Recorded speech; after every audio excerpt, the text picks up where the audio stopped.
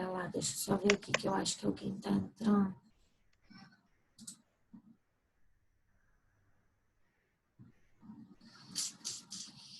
Cadê aquela opção aqui? Acho que tem alguém pedindo para entrar. Cadê, gente?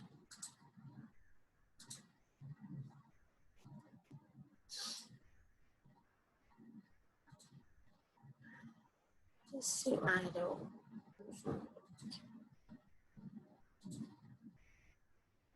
Começou a gravar também, tá, pessoal? Que depois eu lanço lá no YouTube igual a aula passada, ok? Só para vocês ficarem sabendo que a gente está gravando.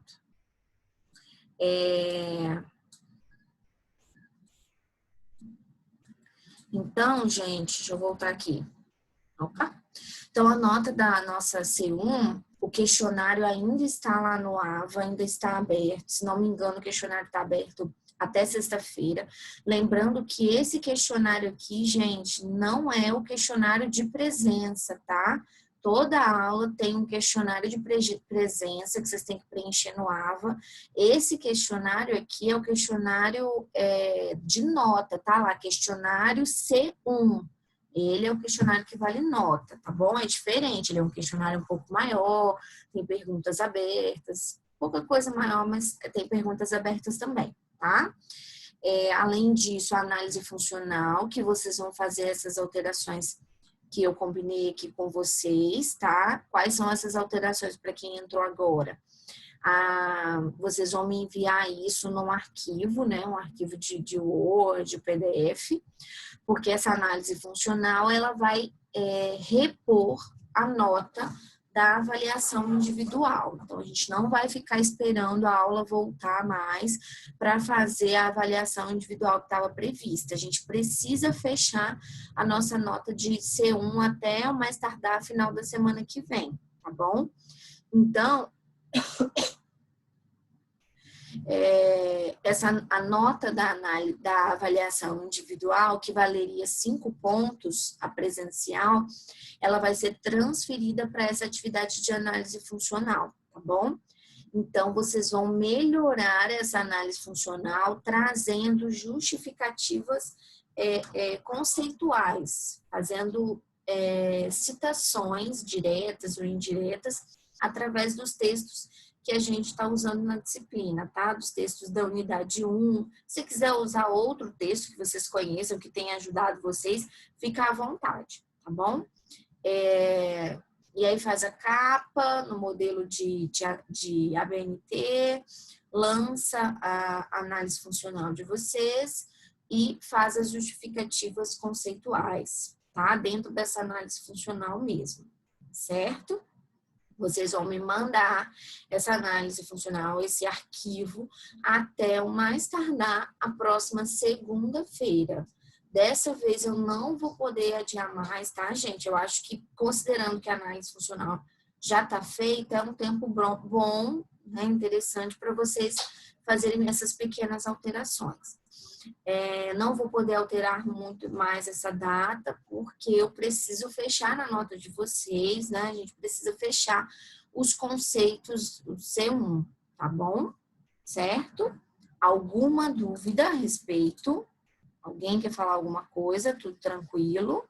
Quer usar o chat? Quer abrir o microfone? Pode abrir. É em formato de ABNT? Isso, ABNT. ABNT, tá bom? Texto dissertativo, corrido. Sim, como eu já havia falado, vocês podem continuar fazendo em duplas ou trios da mesma forma como vocês estavam fazendo antes, tá? Não precisa alterar isso aí, não. Perfeito, gente? Alguma dúvida? Infelizmente, assim, a gente sabe que não existe alguma perspectiva da gente voltar agora, né? Vocês sabem disso, a gente tá vendo a situação. Por enquanto, as atividades online permanecem, né? Pelo que a gente está entendendo, até o fim do mês permanecem essas atividades, essas aulas aqui online, tá bom? A gente espera mesmo que isso se resolva o mais rápido possível, está todo mundo angustiado com isso. Quem tem, então, atividade de estágio está desesperado, porque os estágios estão realmente, né, parados. Aqui, pelo menos, a gente está conseguindo seguir, de alguma forma, o nosso conteúdo. Nos estágios, não, está tudo parado. Então, quem já faz estágio, né, vocês também estão sentindo isso. Mas vamos junto, que vai dar tudo certo. A gente vai ver o que a gente consegue fazer juntos, né? Quer falar alguma coisa, Israel? Né? Não, mas isso daí é verdade. Inclusive, a Marcela até tinha tentado ver se havia possibilidade da gente continuar pelo menos os estudos teóricos, né, da Do clínica, estágio. porque isso é importante. Assim Uhum. como também os estudos teóricos dos estágios em campo, Sim. né, os estudos teóricos. Mas, por enquanto, nada. Então, Nada. cada um, pelo menos, continuo lendo o texto que a Marcela recomendou para a gente. Fora isso, o estágio por exemplo, eu tenho, que é trabalho em escola, foi totalmente cancelado, Total, total. né? 2 anos. Na verdade, assim, antes a gente tinha até pensado, com os estágios, caminhar no mesmo modelo, né, online, com as discussões teóricas. A gente havia pensado nisso. Só que aí veio a publicação do Ministério da Educação, né, sobre que poderiam continuar as atividades teóricas, mas as atividades práticas não poderiam continuar de forma alguma. Então, a gente teve que ficar com o pé atrás, nesse sentido, até com medo de perder, vamos dizer assim, né? Esse momento de estágio. Então, por exemplo, se a gente caminhasse com as discussões teóricas, depois isso poderia não ser contabilizado como carga horária, entende? Porque é uma atividade prática. Então, a gente preferiu dar uma pausa, ver o que vai acontecer e depois ir caminhando. Mas é muito aflitivo para todo mundo. A gente sabe que os campos, falando de estágio, né, brevemente, que os campos depois vão estar diferentes.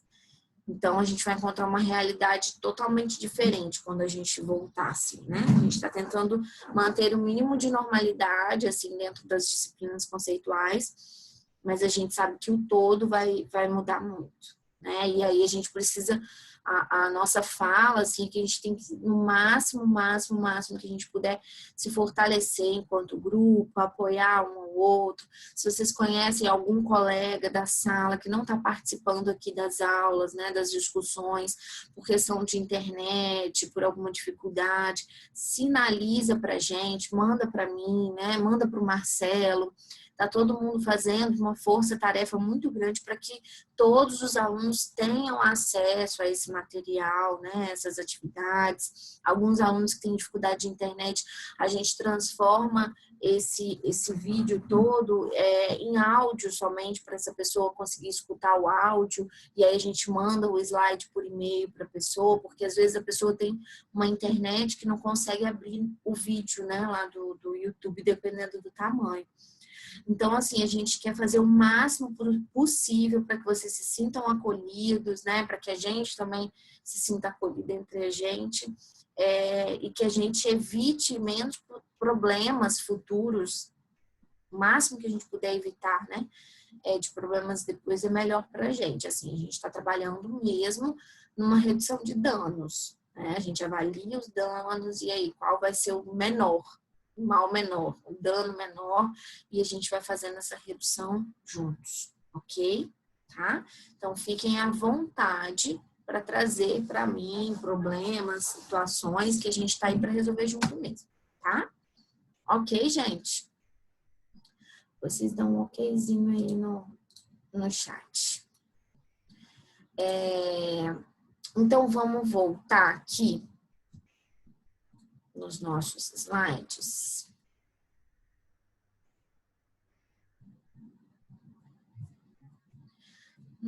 Opa! Peraí, tem alguém escrevendo no chat. Cadê o chat? Ok. Uhum. Deixa eu diminuir isso aqui. No encontro passado, por que esse trem está baixando?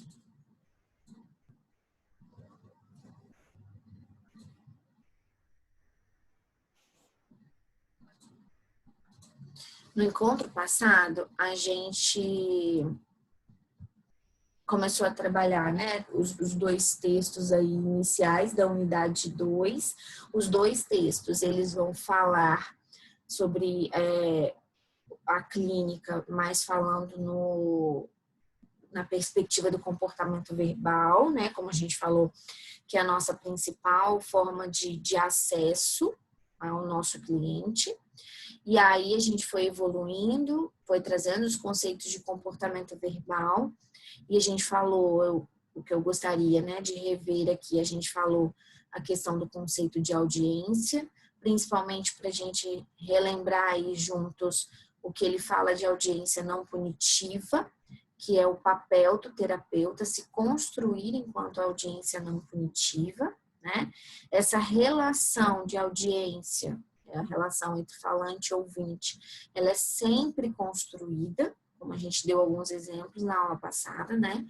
Então, esse paciente, esse cliente vai vir para a gente, quando ele vem para a gente, ele traz na sua história, naquilo que ele já viveu, algumas experiências que já trazem, carregam o terapeuta de uma certa audiência para esse paciente, né? Então, ele vem, por exemplo, imaginando que o terapeuta vai querer falar sobre o passado dele, que ele vai chorar muito na terapia, que fazer terapia é muito sofrido, que o psicólogo é aquela pessoa que mais ouve do que fala, né? Então, ele vai trazer aí uma série de regras, vamos dizer assim, né? De históricos anteriores ou de vivência cultural que já vai desenhar, vamos dizer assim, né? A forma como ele vai se relacionar com a gente. Então, a gente vai se construindo enquanto audiência não punitiva ao longo aí dos encontros, né? As pessoas imaginam, de uma forma geral, por vivermos numa sociedade que utiliza muitas regras, muitos modelos, que também existe um modelo de ser cliente, né?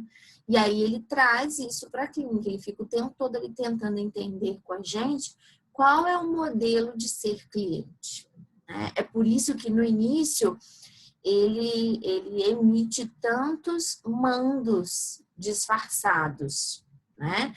Que às vezes parece tato, mas tem uma função de controlar o comportamento do terapeuta. Ele não consegue, muitas vezes, trazer um mando puro por medo de uma punição, né?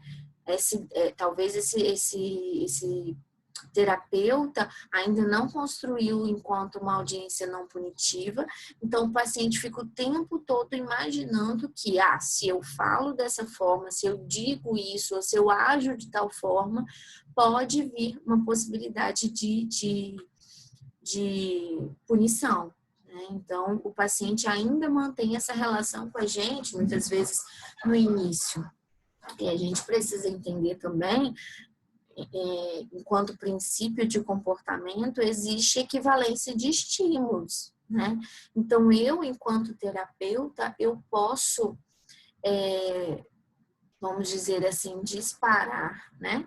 Nesse paciente meu, um processo de equivalência de estímulos. Pode ter algo em mim que se parece com algum outro estímulo da vida desse paciente, que seja físico, né, meu cabelo, minha altura, ou que seja a forma de eu me comportar, a forma de falar, né, e que por equivalência de estímulos, esse paciente, ele traz a relação que ele tem com outra pessoa, né? Outras abordagens chamarão isso de transferência, né? A gente não usa o termo transferência, mas a gente entende que isso vai acontecer, que esse paciente pode estabelecer com a gente uma relação, entender que a gente é determinada audiência a partir da história dele de contatos com outras audiências, né? Que tem algo parecido, que há uma equivalência de estímulos comigo enquanto terapeuta, né? Pode ser algo que eu faça, enfim. Da mesma forma, gente, o contrário também acontece.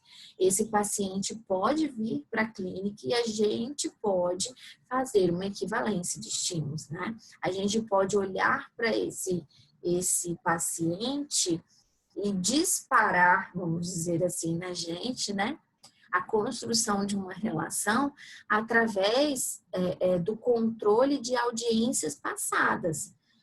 Isso acontece claramente, é por isso que a gente precisa, enquanto terapeuta, o tempo todo estar fazendo análise funcional do nosso comportamento também, né? Por isso que clínica é tão, para mim, assim, né? É mais amplo do que a gente imagina. Porque ao mesmo tempo que a gente faz análise funcional do comportamento do paciente, a gente também está fazendo análise funcional do nosso comportamento. Então, para mim, a clínica traz um aspecto de reforçamento, porque ela também é um processo de autoconhecimento para o terapeuta. Se construir enquanto audiência não punitiva, a gente vai ter que entender todo o nosso histórico enquanto terapeuta, né? Por que eu lido com as pessoas, ou que eu trato as pessoas da forma como eu trato? Existe uma outra forma? Existe uma função nesse contexto atual, com esse paciente atual, né? Tratá-lo ou construir uma relação de determinada maneira? Ou será que isso está sob controle de uma história anterior, né? De uma outra audiência, de uma outra relação com outra pessoa, tá? Então, a clínica, para mim, nesse sentido, ela é mais ampla do que a gente imagina, porque ela traz pro terapeuta essa possibilidade o tempo todo de reconstrução, de autoconhecimento de si, tá? Então, assim, eu já tive várias situações da pessoa entrar na porta do consultório e por fisionomia, por maneira de se comportar, né? De lidar ali com o espaço, com o local e comigo, me disparou aí, né, lembranças de outras audiências e eu fiquei sob controle disso. Em alguns casos, inclusive, eu não consegui construir uma relação de ajuda, né?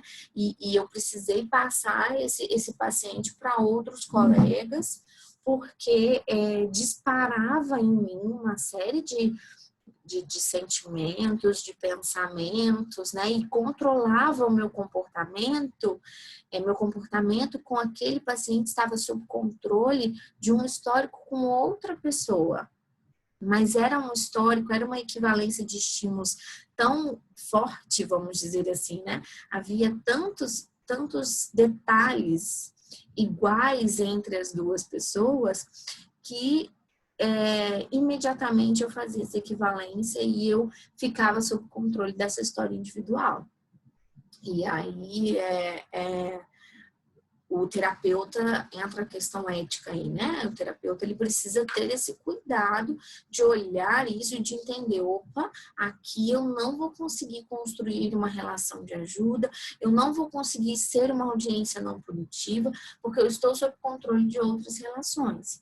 Alguns terapeutas, em algumas situações, a gente percebe essa equivalência, mas o quanto ela for leve, ela for branda, a gente vai dando conta disso. Às vezes, por exemplo, é só uma questão física, a voz dessa pessoa parece com a voz de quem eu conheço. A forma de falar, mas eu, sei lá, eu enquanto terapeuta, eu vou dando conta de entender isso e vou quebrando a relação com esse meu histórico passado. Mas às vezes é tão forte, como eu falei, né? Envolve vários estímulos que a gente não dá conta ali de construir essa relação, né? E aí não é correto mesmo, no sentido moral, ético, enfim, né? Com o meu paciente que traz ali uma expectativa, uma necessidade para esse encontro, que esse nosso encontro eu esteja sob controle de uma outra pessoa, de uma outra audiência, de um histórico anterior da minha vida, né? Então, em algumas situações, por exemplo, contando, né, eu atendi uma mulher que ela tinha alguns comportamentos, ela trazia, não eram mandos disfarçados, não, eram mandos puros. E ela tinha uma série de comportamentos de manipulação, vamos dizer assim, né, do meu comportamento. E eu lido com uma série de pacientes que fazem isso numa boa, né?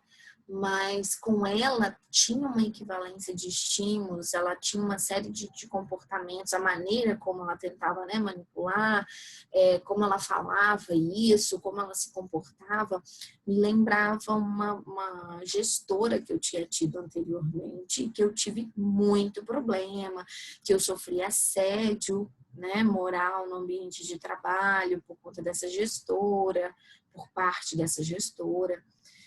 E aí não estava dando certo. Toda vez que ia chegando o horário da consulta, eu atendi ela uma vez, duas vezes, na terceira vez eu já tinha entendido tudo e percebi que não ia dar conta, né? Ia chegando ali o horário de atendimento, eu tinha uma série de sensações, né, de sentimentos que me controlavam, vamos dizer mesmo. Eu ficava sob controle desses sentimentos, eu tinha muito medo, eu não sabia como agir. Então, eu, enquanto audiência de terapeuta, não estava existindo naquela relação. Não estava. Estava trazendo para aquela relação uma relação anterior. Exatamente a contra-transferência, né? E aí, no terceiro encontro, eu disse para ela, eu disse, olha, por alguns motivos que são meus, né, que não necessariamente cabe análise aqui, mas a gente não vai poder continuar juntos, eu te peço, né, desculpa, eu tentei construir uma relação com você, mas... Thalissa. Mas eu vou precisar te encaminhar para outra pessoa, para um colega meu, ou para uma colega, né? Eu tenho as duas opções para te indicar. E ela ficou revoltadíssima. Ela falou, mas eu gostei de você. E claro que ela gostou de mim. Ela gostou porque eu não conseguia lidar com os mandos dela, né? Muitas vezes eu reforçava o comportamento dela. E aí ela falou, mas eu gostei tanto de você. E, sim, eu era a pessoa que ela precisava que eu fosse, no sentido de manter alguns comportamentos que ela queria que eu mantivesse, né? Só que isso não ia ajudar ela a entrar em processo terapêutico. Era importante para ela entender que algumas vezes ela precisava mudar esse comportamento dela. Estava sendo prejudicial uma série de questões na vida dela. E eu não conseguia nem estabelecer isso com ela. E aí, então, ela foi indicada para um outro terapeuta, ela fez, né, um acompanhamento com esse outro terapeuta, e eu fui analisar isso de outras formas, né? Como eu falei, em outras situações, houve a equivalência de estímulos, mas eu consegui deixar bem claro e separar muito bem as coisas, né? E dei conta de continuar o processo, eu consegui construir com essa pessoa uma relação terapêutica, né? Porque como que a gente faz isso? A gente vai fazendo processo de discriminação mesmo, né? A gente vai incluindo ali, conhecendo outros estímulos desse nosso paciente, que é diferente daquela pessoa no qual eu estou generalizando, né? Naquela pessoa que eu estou relacionando o estímulo. Então, por exemplo, eu tenho fulano A e fulano B. O B é o paciente que acabou de entrar aqui no meu consultório. E o fulano B, ele tem a aparência física parecida com esse meu fulano A aqui lá da minha história de vida, né? E aí, o que eu vou fazer enquanto terapeuta? Vou listar uma série de características desse fulano B para eu entender de fato, né, tomar consciência que o fulano B ele é diferente do fulano A. Né? Ok, fisicamente ele é parecido, mas os comportamentos são diferentes, né? A voz pode ser diferente, a função dele aqui é diferente, e aí eu vou construindo uma outra relação. No início eu vou ficar sob controle do fulano A, da relação entre os dois, né? Do fulano A. Mas aos poucos eu vou focando nos outros comportamentos, nas outras respostas desse fulano B, e aí vou construindo uma outra relação. Se eu percebo que eu não estou dando conta disso, que o tempo todo eu estou vendo no fulano B, no fulano A, aí é a hora que a gente dá pausa. Tá? Vocês estão entendendo, gente? Conversa comigo. Estão entendendo a importância de... Opa! Vou fechar aqui para eu ver vocês. Deixa eu abrir de novo o chatzinho aqui para a gente conversar. Alguém quer falar algo? Quer abrir o microfone? Pode falar, tá, gente? Uhum. Que estratégias pode ser utilizado para eu poder romper esses mandos puros, mandos indiretos? Do paciente, né? Você diz do paciente. Isso. A principal estratégia que a gente tem que ter é não reforçar os mandos deles, né? Ele traz esse mando porque tem uma história de reforçamento, né? Então, por exemplo, vou trazer um exemplo simples. O paciente, a gente está ali no contexto terapêutico e aí ele fala assim, nossa, tá frio, né? É um mando disfarçado, muitas vezes, né? Então, ele está tateando a forma do comportamento verbal dele parece um tato. Ele está descrevendo que está frio, né? Mas a função de descrever que está frio é que eu, enquanto terapeuta, faço o quê? Abaixa ali a temperatura, aumente a temperatura do ambiente, né?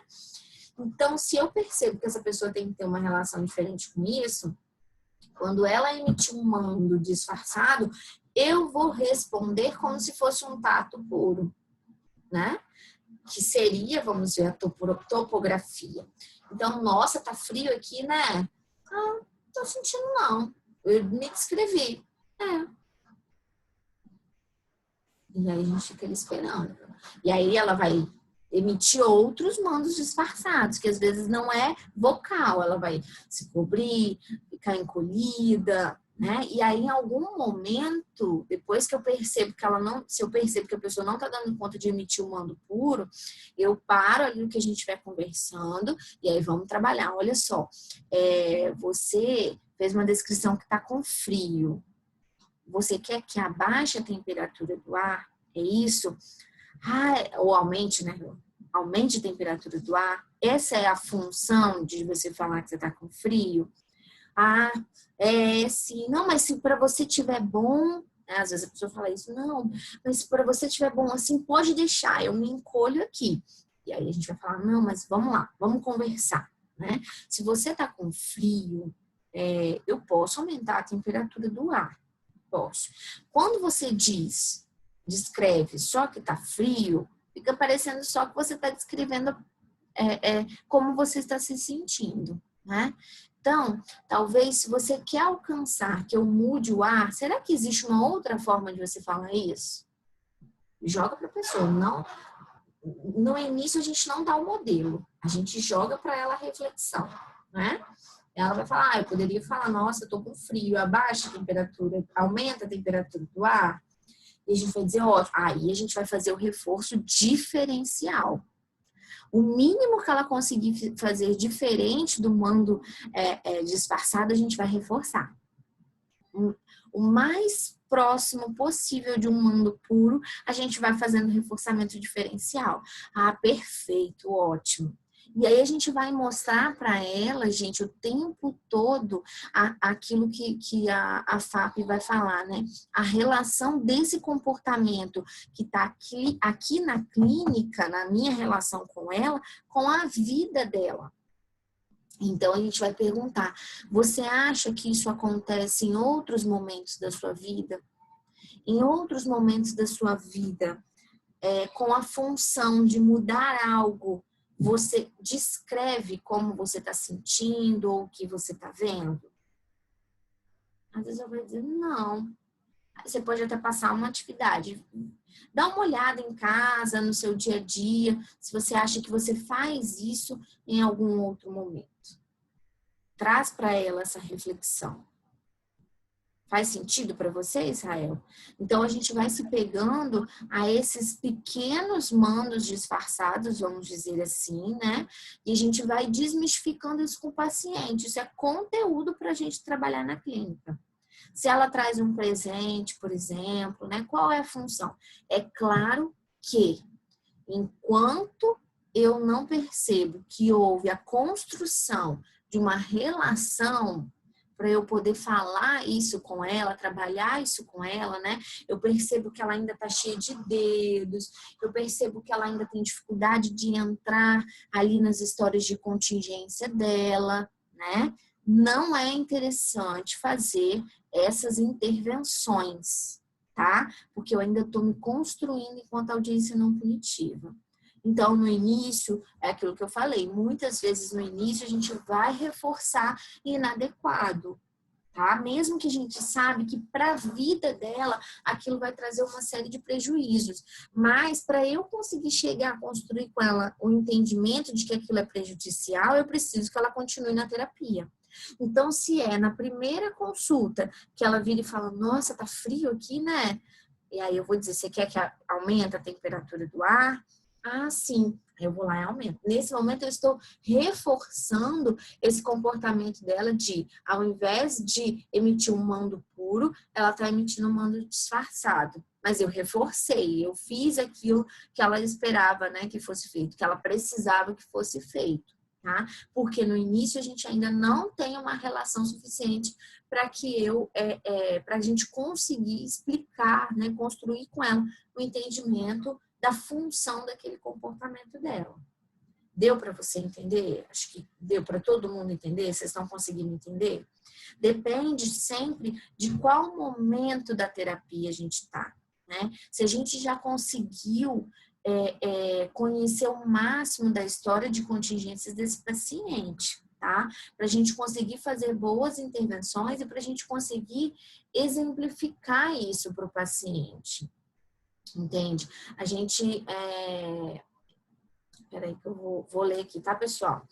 Que a gente a gente vai conseguir em algum momento de terapia trazer os elementos da vida dela. Olha, eu me lembro que você falou lá da sua relação com a sua mãe, né?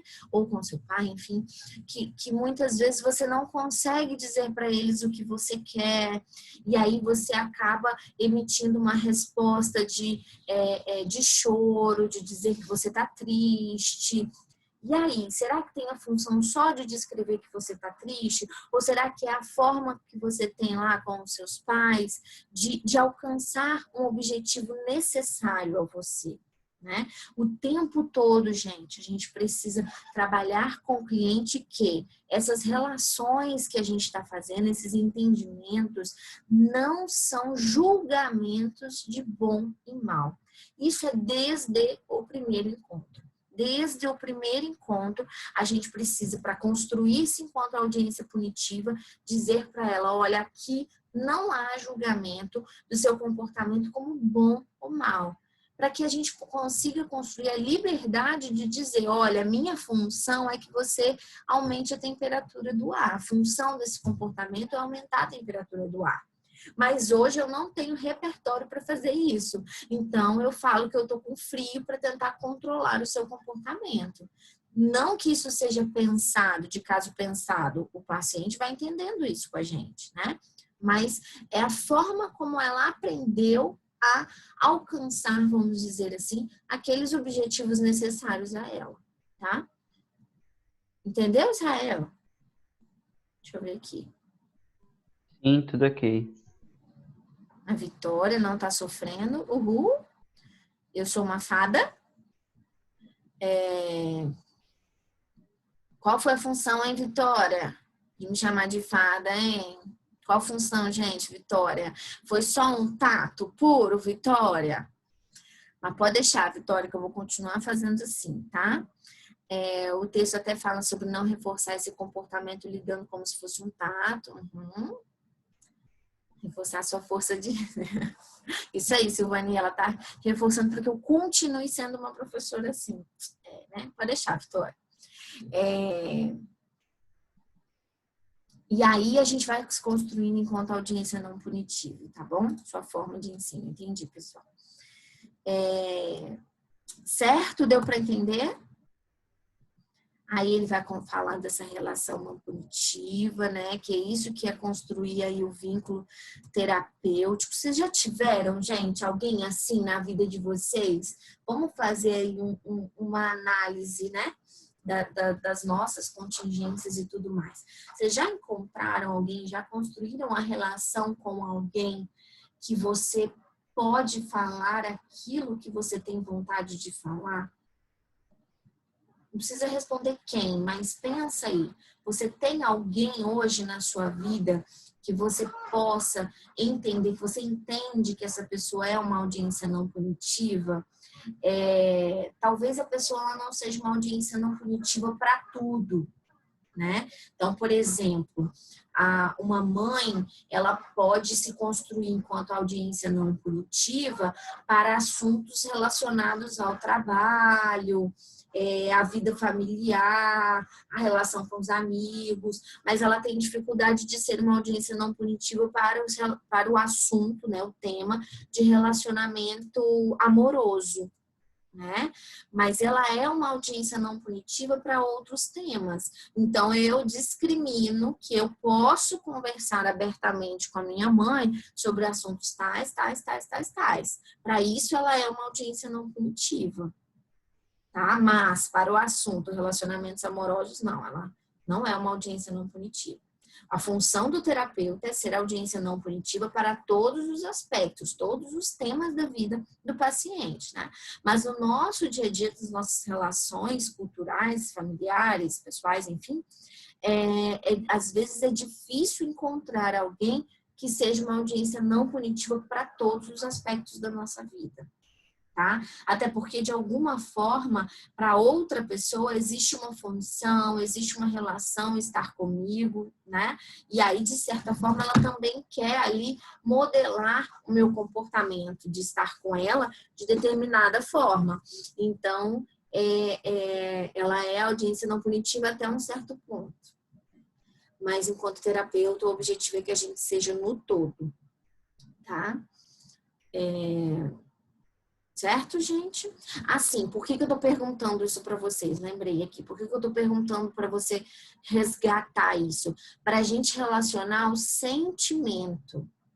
Qual é o sentimento que você tem quando você tá com alguém que te ouve de uma forma não punitiva? Que você sabe que você pode falar aquilo que está ali como pensamento, né? Tá como encoberto, tá te machucando, tá te fazendo sofrer. Você precisa dividir isso com alguém e você sabe que com aquela pessoa você pode compartilhar que ela não vai te punir. Qual é o sentimento, gente? Fala para mim aí. O nome, né? De um sentimento.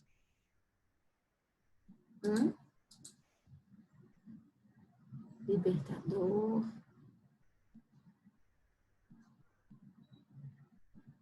Continua, gente. Qual o sentimento? Pode abrir o microfone se quiser.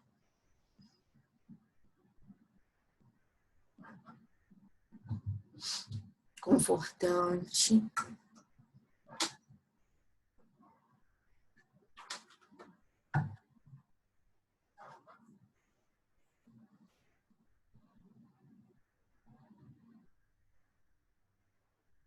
Fala pra mim, gente, qual o sentimento?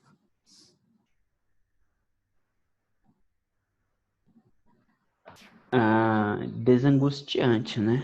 Desangustiante. Boa. Alívio. É isso aí. Exatamente isso, né? E aí, imediatamente, gente, entendam, organicamente, essa pessoa vai ser reforçadora pra gente, né? Então, se eu tô ali carregando essa quantidade de sentimentos, de pensamentos, que eu preciso conversar, desabafar, liberar isso de alguma forma, e eu encontro em alguém essa possibilidade, né, de soltar isso ali, de aliviar mesmo, a sensação é de alívio, e aí fisicamente é reforçador estar com essa pessoa. Porque um organismo em tensão, um organismo que vive o tempo todo, gente, uma pessoa, quando eu digo, não um organismo, uma pessoa, que vive o tempo todo esperando punição, ele vive o tempo todo tenso. Tenso, é acúmulo de tensão. E isso aparece fisicamente, né? Ele vai falar de dores musculares, ele vai falar de dor de cabeça, ele vai falar de insônia, ele vai falar de dificuldade de comer ou comer demais. Isso vai aparecer no comportamento e nos sentimentos, na sensação corporal dessa pessoa, entende? E aí, quando ele consegue encontrar na relação com alguém uma forma de aliviar essa sensação corporal, isso é extremamente reforçador. E é isso que a gente quer construir com o nosso paciente, né? A gente quer construir, a gente quer que o paciente entenda que nesse ambiente ele pode soltar, né? Ele pode liberar aí todas essas tensões, esses acúmulos de tensões, que nesse ambiente não vai haver punição, porque ele vem a dizer pra gente. É aí que ele vai conseguindo fazer o processo de autoconhecimento. Tá? Algumas pessoas, eu já ouvi descrições assim, bem incríveis da clínica, né? E aí algumas pessoas vão dizer, nossa, não existe, as pessoas vão trazendo isso para o aspecto pessoal do terapeuta, tá, gente? Nossa, não existe ninguém igual a você, né? E realmente talvez não exista na vida dela alguém que não seja uma audiência, que seja uma audiência não punitiva, né? Não existe ninguém igual você é maravilhoso, não é uma função de controlar o comportamento do terapeuta, falando do terapeuta aqui, tá?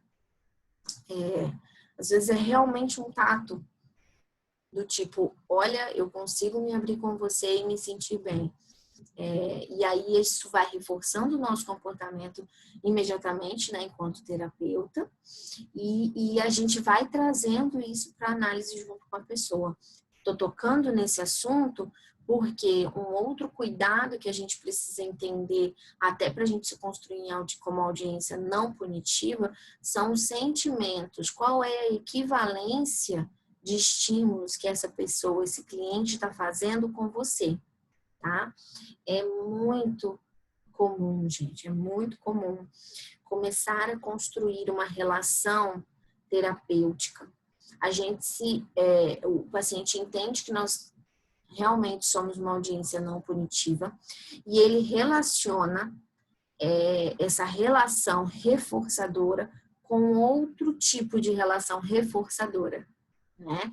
E aí entra, por exemplo, o tipo de relação amorosa. Tá? Então, se apresentar enquanto audiência não punitiva, às vezes é abrir brecha para esse paciente fazer uma equivalência e ele relacionar o terapeuta a uma contingência de amor, né? De amor que ele não entende a relação dos sentimentos da forma como a gente entende, né? E aí isso vai controlar, direcionar o comportamento dele algumas vezes para agir de uma forma ou outra em relação ao terapeuta. Para algumas pessoas, para alguns clientes, pela história de vida, é impossível pensar no terapeuta dessa forma. Ele entende muito bem a contingência, né, a relação terapêutica. Para outras pessoas, isso se perde, né, no seu histórico de vida. E aí ele vai dando algumas pistas para a gente, enquanto terapeuta, que esse vínculo com a gente, ele não está sendo especificamente terapêutico, tá? Porque a gente está ali se mostrando enquanto audiência não punitiva e ele está construindo com a gente uma relação de vínculo amoroso, que é diferente de terapêutico.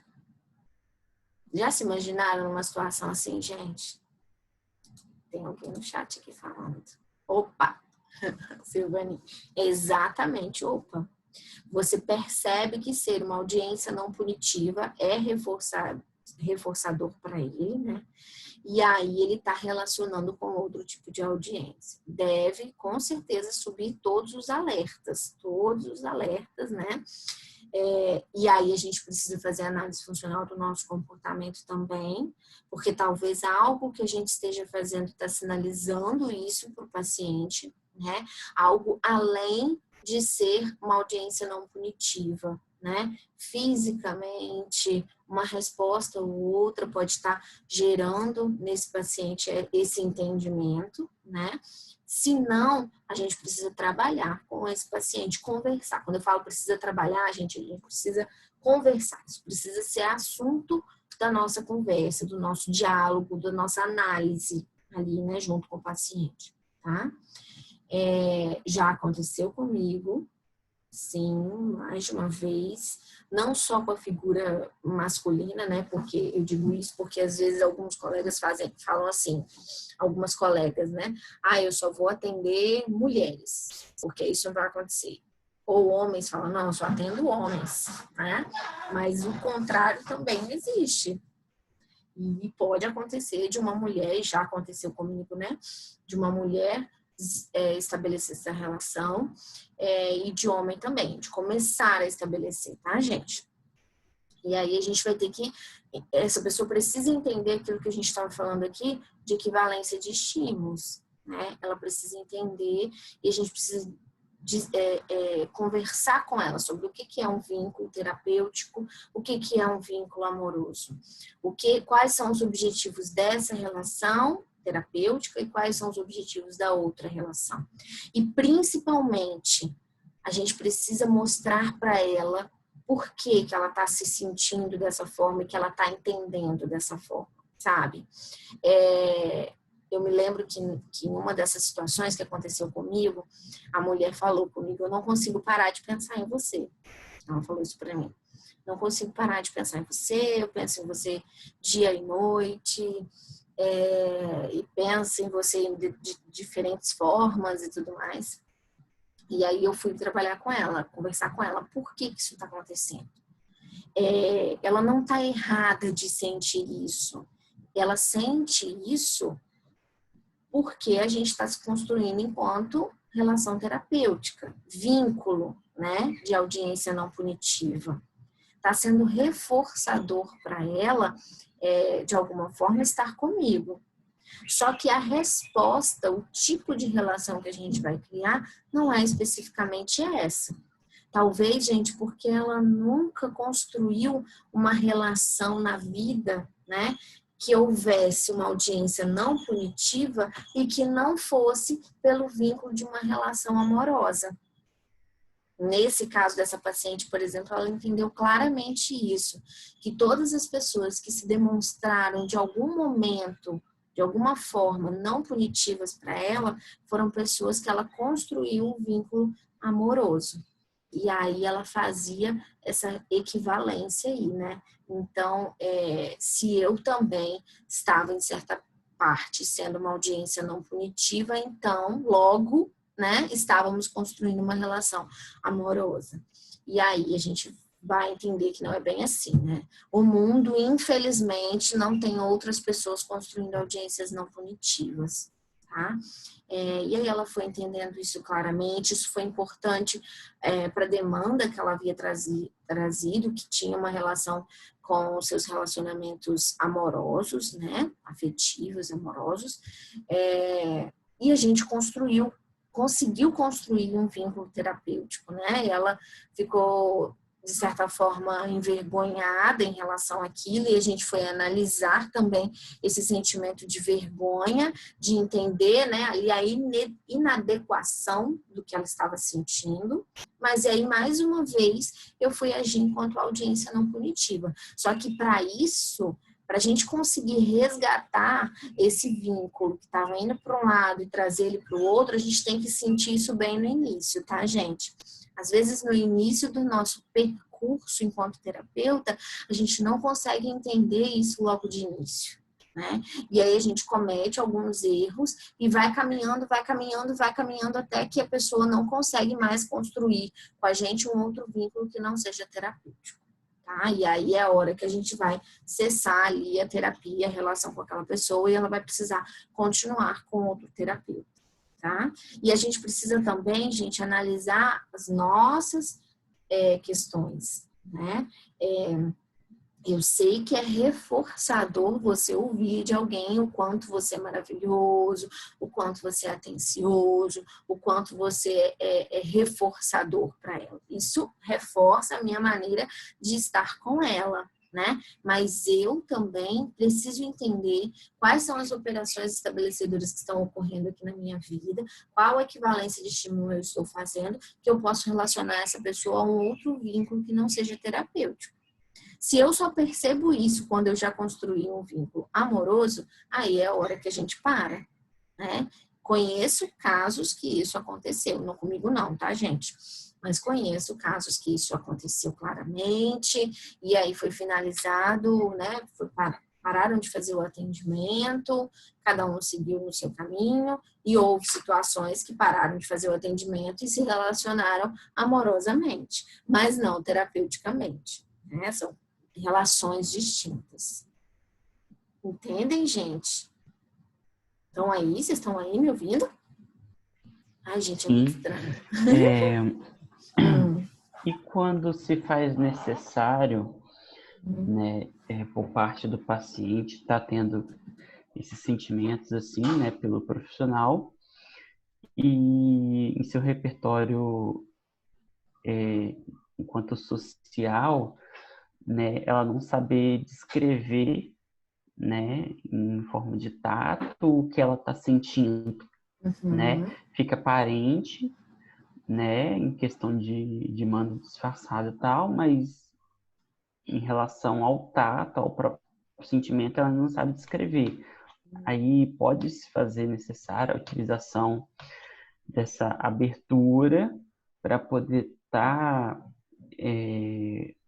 acrescentando esse repertório do Seria paciente, fazer uma de abertura, estar, você diz conversa. Diga, fala. no caso seria, por exemplo, tá comparando o que ela sente, né? O que você sente por tal objeto, né? Isso aí, é um treino de tato, né? Fazer com ela um treino de tato puro, para fortalecer a descrição do tato puro, né? E aí, quando eu fortaleço isso, ela às vezes vai eliminando ali, diminuindo o uso do mando disfarçado, né? Ou distorcido. É exatamente isso que a gente vai fazer. A forma como a gente tem de direcionar, de auxiliar esse paciente a diminuir o uso de mando disfarçado e distorcido e passar a usar o tato puro, no treino do tato, né? E no reforçamento diferencial. Eu não reforço o mando distorcido ou disfarçado, tá?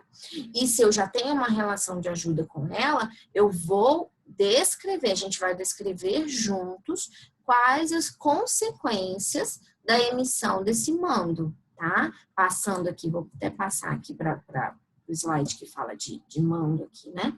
A gente precisa entender que existe um reforço breve, rápido, quando ela emite um mando disfarçado ou distorcido, né? Existe um reforço a curto prazo, mas existe uma punição a longo prazo. Aí entra o aspecto do autocontrole que a gente falou, né? Do fazer, do dizer fazer.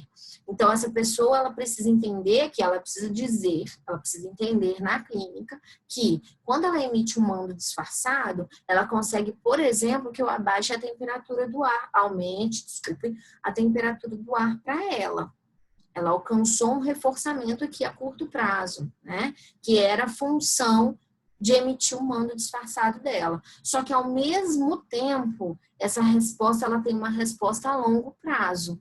A longo prazo, alguém que o tempo todo emite mandos disfarçados constrói uma relação com o outro que o outro o percebe dessa forma.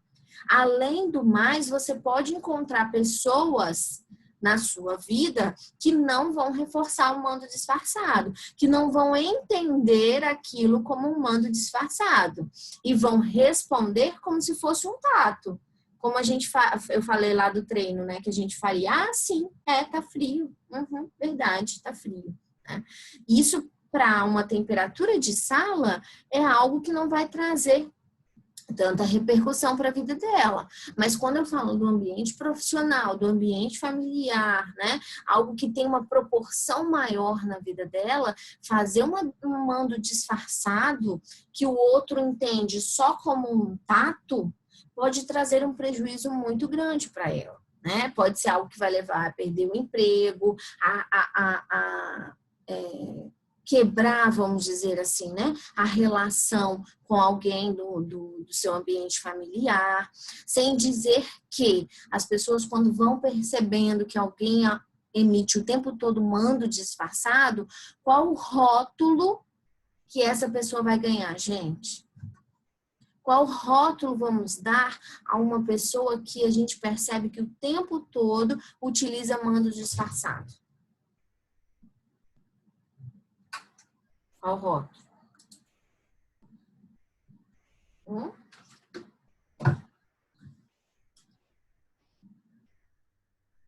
E aí? O que a gente diz sobre uma pessoa que o tempo todo emite mando disfarçado?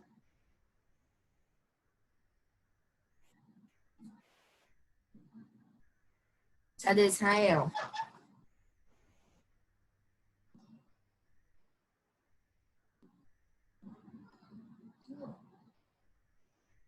Imagina, gente, o tempo todo alguém diz algo, mas você entende que ela está dizendo aquilo para conseguir alguma coisa. Porque é a função do mando. A função do mando é controlar o comportamento do ouvinte, certo? Então, o tempo todo você entende que essa pessoa está falando aquilo, não é para descrever como ela está se sentindo, mas é para controlar o seu comportamento. Então, seria manipular. Isso aí. A gente vai rotular essa pessoa como uma pessoa manipulativa. Uhum. O rótulo vai vir dessa forma, exatamente. E aí imagina as relações sociais, né? Como que constrói relação social alguém que vai levando aí esse rótulo de manipulativo. Entende? Ele vai perdendo muito das relações sociais. Só que essa consequência, ela é muito a longo prazo. E aí, às vezes, o paciente diz pra gente assim, não era essa a minha função. Ele sofre, gente, por conta disso, né? Não era a função dele fazer essa manipulação, não era essa. Eu não queria que as pessoas sentissem isso em relação a mim, entende? Porque ele tem uma função de alcançar algo a curto prazo, mas ele não tem a função ali a curto prazo, né? Não é função dele alcançar uma relação desse jeito com as suas pessoas, sua família, o ambiente de trabalho. E isso traz sofrimento para esse paciente. Ele não consegue hoje se comportar de uma forma a alcançar a mudança do comportamento do outro, mas sem trazer o prejuízo a longo prazo. Então, o paciente ele vai ter que entender disso aqui que a gente está falando. Ele vai ter que entender que quando ele diz que ele está sentindo frio, né? Qual é a função dele a curto prazo, mas o que isso vai acontecer a longo prazo? O que isso vai trazer de malefícios, né? De prejuízos para ele a longo prazo. E aí, vamos ajudá-lo, então, a construir tatos puros, emitir tatos puros mais vezes nesse ambiente e, em alguns momentos, emitir mandos puros. Para que o mando puro ele seja menos punitivo para a audiência, para quem escuta, ele vai usar o que o Skinner chamou de operante...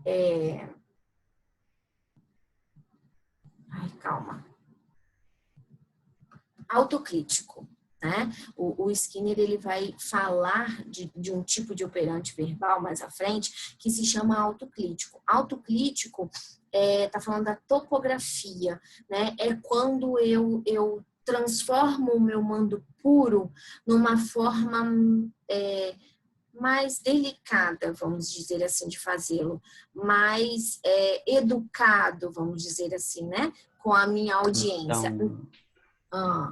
Então, por Então seria, exemplo... por exemplo... fala, Israel. Seria, Pode por falar. exemplo, topografia de mando e topografia de tato.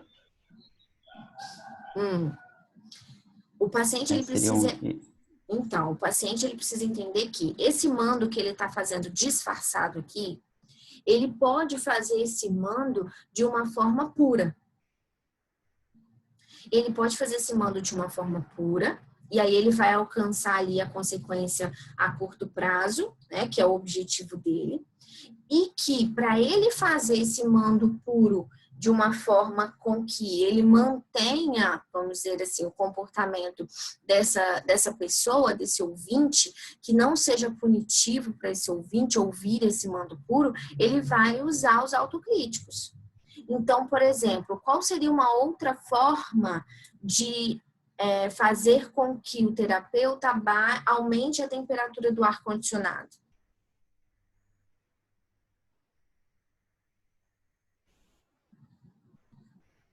Qual seria uma outra forma? Como transformar o mando disfarçado, que é, nossa, tá muito frio aqui, né? É um mando disfarçado, pode ser, né, na situação, em um mando puro.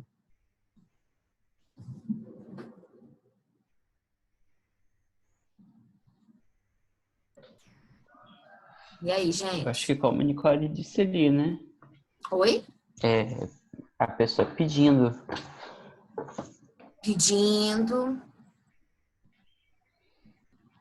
Pedir, colocar lá a interrogação, já é uma forma de fazer autocrítico.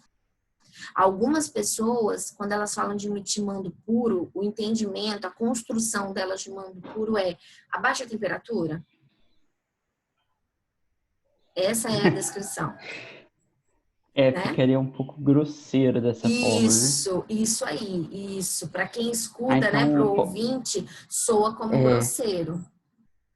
Mas aí não pode ser feito um treinamento com a pessoa? Olha, vamos fazer o seguinte, quando você quiser que eu abaixe ou aumente a temperatura, né, você pode solicitar, né? Por exemplo, Caroline, você poderia, por favor, aumentar um pouco a temperatura? Porque para mim está muito frio. Isso aí. Nesse momento aí, o Israel, eu tô dando para ela, deixa eu passar aqui, ó, uma instrução, né? Eu estou dizendo para esse paciente exatamente como ele poderia fazer, mas eu posso fazer isso por modelagem e modelação também, tá? Então, eu posso ir reforçando diferencialmente até que ela emita um mando puro com bastante autocrítico. Isso é mais difícil. A instrução é uma forma mais direta, né? Mais rápida. Se a pessoa ficar sob controle de instruções. Depois eu vou voltar naquilo ali, tá? Mas eu preciso fazer isso com o meu paciente. Eu preciso fazer com o meu paciente o treinamento de como, então, emitir tatos, né? Que talvez ele não saiba, tatos puros. E como transformar esse mando disfarçado ou distorcido num mando puro com autocrítico, tá? Então, a gente faz isso com criança, né? Meu filho fala, dá água. E eu falo, meu filho, como é que pede água? Por favor, pode me dar água? Quando eu coloco, por favor, pode, e a interrogação lá no final, né? Eu estou colocando autocríticos. Eu estou aliviando para o ouvinte o peso desse mando. Entende? Que aí fica mais difícil do meu ouvinte negar esse mando. Não, ou seja, não fazê-lo, né? Então, se você tem uma pessoa que chega para mim, para você e fala, nossa, você pode, por favor, diminuir a temperatura, aumentar a temperatura do ar?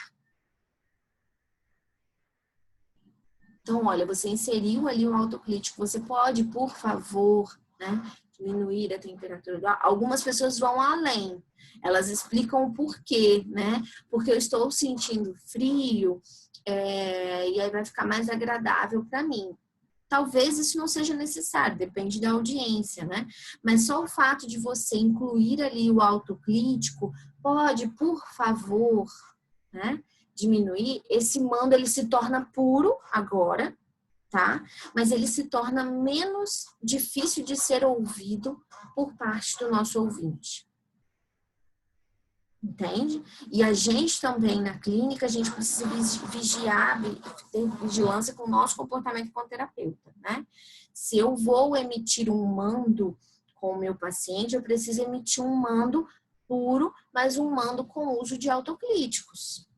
Até porque eu vou estar sendo ali para ele uma forma de modelação, né? Ele pode repetir, copiar ali o meu comportamento, e é uma forma de dar instrução para ele também de como se comportar, tá? Então, sim, o Israel e toda a turma, né? O que a gente faz em relação a isso aqui é entender, primeira coisa, é entender qual é o histórico aí de controle aversivo que faz com que essa pessoa emita tantos mandos disfarçados, mandos distorcidos e tatos distorcidos, tá? Eu preciso entender isso com ela, porque eu preciso que ela entenda isso também. Ela entenda que ela não emite tanto mando disfarçado porque ela é manipulativa, entende? Senão ela vai recair no rótulo. Ela vai dizer, eu faço isso porque eu sou uma pessoa má, porque eu sou uma pessoa manipulativa, né? Isso gera muito sofrimento. Mas ela precisa entender mais do que isso. Por que ela aprendeu a usar mandos disfarçados? A usar um tato distorcido, por exemplo, né? Porque ela está evitando aí algum controle aversivo. Entende? E qual é esse controle aversivo? É isso que a gente precisa entender com ela, tá? E aí faço o treino do tato puro, a identificação quando ela emite um mando disfarçado ou distorcido. E aí, quando a gente percebe que ela faz isso ali na clínica, a gente vai falar, opa, pera lá, houve um mando disfarçado aí, né? Então, vamos entender isso? Nem necessariamente vou falar mando disfarçado. Vamos entender aí por que você falou isso? Entende qual é a função? E aí, imediatamente, o que a gente vai fazer? Qual seria uma outra forma de emitir essa sua resposta? Qual seria uma forma de transformar esse mando disfarçado num mando puro? É aí, gente, que a clínica está construindo, a gente está construindo com esse paciente um controle por regras. Essa é a função da clínica. A gente não está lá na contingência viva, né, no dia a dia do paciente. O que a gente faz com o paciente, com o cliente, é construir regras sobre como ele pode agir lá no dia a dia dele. Entende? Para ele fazer essa correspondência. Quando ele estiver lá no dia a dia dele, ele vai lembrar de uma regra que a gente conversou aqui na clínica, de que não é interessante emitir mandos disfarçados, que isso vai trazer prejuízos para ele, portanto, ele precisa falar de uma forma diferente. E aí, qual é a forma de falar? Isso é uma regra que a gente constrói, tá? Estabelecer uma relação terapêutica, estabelecer uma relação que essa pessoa fique sob controle também, né, dessas regras que a gente vai construindo com ela em ambiente terapêutico. Essas regras não sou eu que estabeleço enquanto terapeuta. A gente estabelece essas regras quando a gente entende essas contingências, junto com o paciente. Porque ele não vai fazer porque eu quero, a meu benefício. Entende? A regra ela vai fazer sentido, ela vai ser funcional para ele, porque ela tem um motivo para ele aplicar essa regra lá no seu dia a dia. Faz sentido para vocês? Entendam que quando o paciente vem para a clínica, quando ele emite, por exemplo, um mando distorcido, né, existe ali uma autorregra de que, para ele alcançar o que ele precisa dizer sobre como ele se sente, por exemplo. Então, olha a relação que ele tem com o tato, entende? Que relação distorcida, entendimento distorcido que ele tem sobre o tato. Mas foi criado essa regra a partir das contingências que ele viveu, que ele só conseguiu alcançar, vamos dizer assim, uma mudança do comportamento do outro quando ele descreveu sobre como ele estava se sentindo. Então, isso se tornou uma regra e ele traz essa regra para a clínica e vai aparecer através dos comportamentos clinicamente relevantes, tá? Vocês estão aí, gente? Estão entendendo? Gente, que horas são? Pode falar, Israel. 8h36, prof, mas... Agora que eu vi. Até porque tá muito bom. Fala, Israel, você ia falar? Não, só confirmei que eu estava aqui presente. Ah, tá. Vocês conseguiram entender, gente? A minha preocupação é vocês entenderem o conceito, claro, de mando disfarçado, distorcido e tato distorcido, mas entender a aplicação. Como que isso aparece pra gente na clínica, como que a gente vai lidar com isso. É claro que agora, gente, entenda uma coisa, vou abrir, pera lá. Entenda uma coisa. Agora vocês estão entendendo isso enquanto regra, né? Enquanto conceito. Quando vocês forem à prática clínica, aí vocês vão experimentando isso, tá? Aí é que através da supervisão, por exemplo, o professor consegue ir modelando o comportamento de vocês também, né? De ir fazendo isso junto com o paciente, tá? Agora, isso tudo são regras para vocês, né? São maneiras de se comportar. Ok? Parece que não é forte o suficiente, né? Parece que eu não vou saber fazer isso, porque elas são só conceituais, são só regras. Mas ao passo que a gente vai aplicando isso na clínica, isso vai se tornando mais reforçador, claro, vai reforçando, a gente vai aprendendo a fazer isso de uma forma mais tranquila. Diga que alguém ia falar aí. Não, é só acerca da modulação que eu não tinha compreendido. Tipo assim, eu precisava de alguns outros exemplos para ficar mais fixo, mas você falou que a gente vai retomar depois sobre a modulação desse modelagem. Vamos retornar, tá bom? No próximo encontro, a gente continua falando aqui de comportamento por regras, e aí a gente vai voltar, eu vou trazer alguns exemplos, e a gente vai voltar a falar de instrução, modelagem e modelação. Como que a gente faz isso aí na clínica, tá bom? Perfeito. Mais alguma questão, gente? Olha que Tranquilo. legal essa charge. Prof, acerca da avaliação do AVA, que vai ser, desculpa, que não, vai ser aqui em grupo também, né? Uhum. E nós podemos dividir os grupos e mandar para você depois no WhatsApp? Você está falando da análise funcional? Ah, não. Sim, vai ser as duplas, mas teve gente que acabou fazendo sozinho ou teve gente que não conseguiu postar, entendeu? Não tem problema. Refaçam os grupos de vocês. Quando vocês me mandarem o trabalho, eu já vou ver lá na capa os nomezinhos das pessoas. Não precisa nem me mandar pelo WhatsApp, não. Perfeito. Manda direto no trabalho. Tá? Aí eu vou olhar lá no AVA, no fórum, né? E vou entender. Por exemplo, o Israel fez sozinho. Aí agora o Israel mandou com o nome de outra pessoa. Mas essa pessoa, por favor, né? Ela vai estar contribuindo para a melhoria ali do trabalho, porque tem mais coisa para fazer. E aí, portanto, o Israel agregou, vamos dizer assim, né? Essa pessoa ao trabalho. Tá? Perfeito. Era essa a minha dúvida exatamente. Olha essa chargezinha, nós vamos falar dela no encontro que vem, né?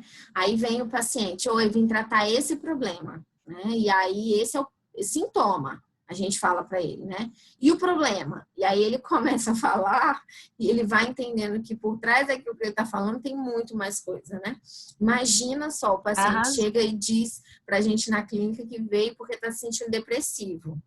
Sentir depressivo é o sintoma. E a gente começa a conversar com ele, ele olha... Imagina, gente, que bate um certo desespero nessa pessoa, entender que tem algo muito maior do que esse sintoma. É por isso que é tão importante a gente construir enquanto relação, né, vínculo terapêutico e audiência não punitiva. Ele só vai conseguir acessar, olhar para trás aí como o bonequinho está fazendo, né, quando a gente construir isso enquanto audiência não punitiva. Do tipo, eu estou aqui para ajudar você a entender tudo isso que está acontecendo. E aí a gente vai conhecendo esses nós aí todos aí da vida dele. Certo, povo? Povo meu. Certinho, prof. Aí, gente, olha só. O que a gente precisa lembrar agora? Ok. Vocês precisam... Ai, gente, o Israel mandou aqui alguma coisa. Israel, será que eu já respondi? Depois eu leio aqui, gente. Eu acredito que você deve ter respondido já na discussão. Né? Por isso que Mas eu eu nem vou retornei. ler. Eu vou ler depois, com um tempinho, tudo. E aí no próximo, se eu perceber que eu não te respondi, eu trago mais exemplos. Você e as outras pessoas. Gente, olha só, lembra, por favor, a gente ainda precisa entrar lá no AVA quando acabar aqui e fazer a entrada e saída no chat. Lembra disso? O chat da aula de hoje está lá. E ainda também precisa preencher o questionário da aula de hoje, tá? 5 questõezinhas VOF estão lá da aula de hoje, e aí vocês marcam a VOF e isso tudo vai contar como a presença de vocês. A presença aqui, a presença no chat e a resposta ao questionário. Beleza? Tudo certo? Tudo certo. Então tá bom, acho que foi bom, né? Hoje a gente não teve problema com a internet. Hoje acho que foi mais tranquilo, Na né? paz. Então tá bom, gente. Obrigada pela atenção de vocês, tá? Quem ainda não conseguiu ler os textos, leiam os textos que vocês vão sentir que vocês vão ter mais exemplos, mais dúvidas, e aí a gente vai construindo a aula aqui de uma forma ainda melhor, tá bom? Nossa, esses textos, eles trazem de uma forma bem simplificada. Não tem muita, nossa... nem comparação ao que a gente está acostumado a ler ou pegar, né, da análise. É porque realmente é difícil achar textos de análise do comportamento, de princípios, né, que não sejam tão complicados assim.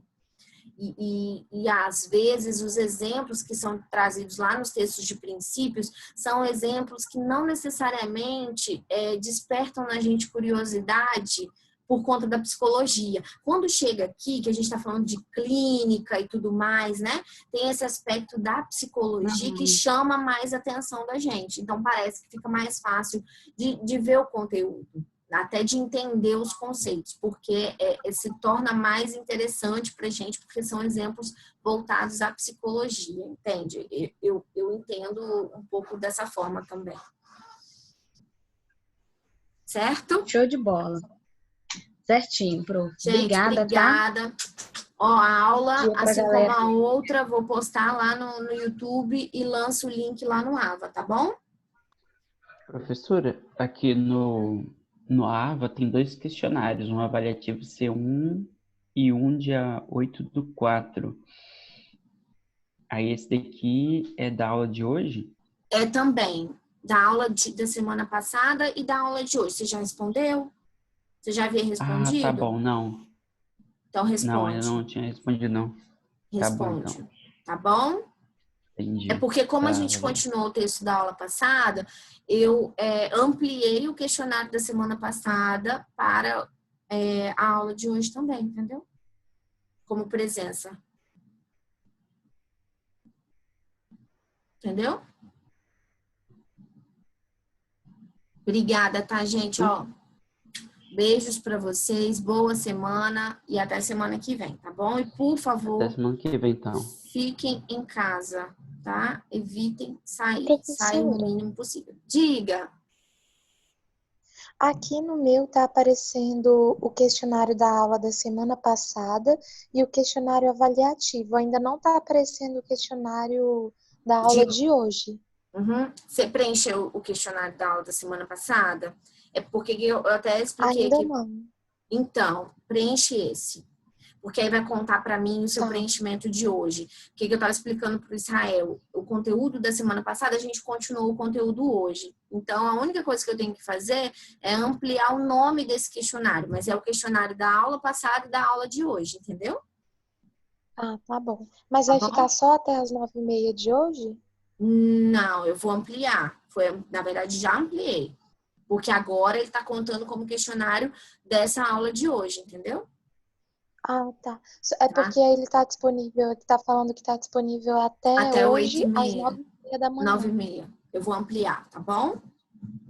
Tá bom, professora, obrigada. Tudo certo, gente? Beijos. Fiquem em casa, tá bom? Até mais. Tchau.